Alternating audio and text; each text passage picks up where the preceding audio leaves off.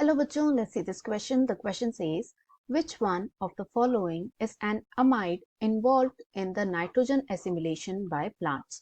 तो क्वेश्चन पूछा है, यहाँ जो हमें चार ऑप्शन दिए हैं that is A, B, C and D, इसमें से वो कौन सा एक एमाइड है जो कि नाइट्रोजन एसिमिलेशन में इन्वॉल्व है।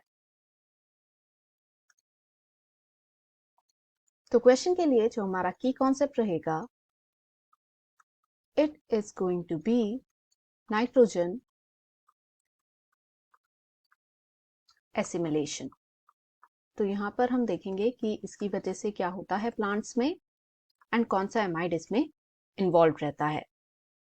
तो ये जो है एक मॉडरेट लेवल का क्वेश्चन है।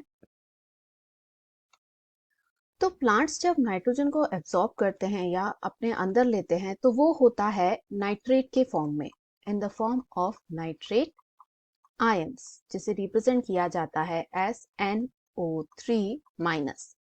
एंड प्लांट्स के अंदर इसे कन्वर्ट कर दिया जाता है into ammonia with the help of various enzymes. तो ये अमोनिया अगर प्लांट्स में एसिमिलेट होने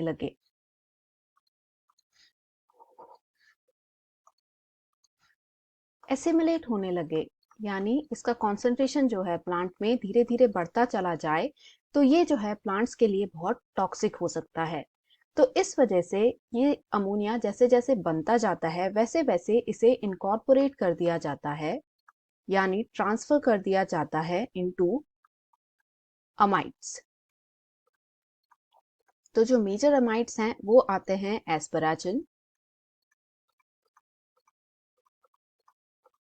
या फिर ग्लूटामीन। तो इनके अंदर जो है ये अमोनिया इनकॉर्पोरेट हो जाता है। तो अब यदि हम क्वेश्चन में दिए ऑप्शंस को देखें, फर्स्ट हमें दिया है ग्लूटामेट। तो ग्लूटामेट जो है ये वो ग्रुप है जिसको कि जो अमोनिया है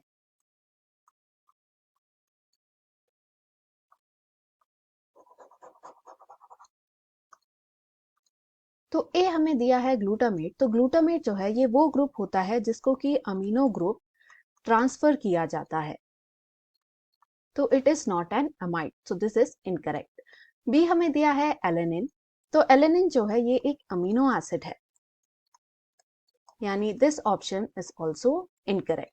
सी हमें दिया हुआ है एस्पराजिन। तो जैसा हमने यहाँ देखा कि एस्पराजिन is one of the amides that is involve in the nitrogen assimilation by the plants, तो दिस इज करेक्ट। डी हमको जो दिया है इट इज सेरीन। तो सेरीन जो है ये भी एक एमिनो एसिड ही है, यानी दिस इज ऑल्सो इनकरेक्ट। तो इन सब को देखकर हम कह सकते हैं कि क्वेश्चन का जो फाइनल आंसर रहेगा it is going to be option C, that is asparagine. Hope you understood it well. Best of luck.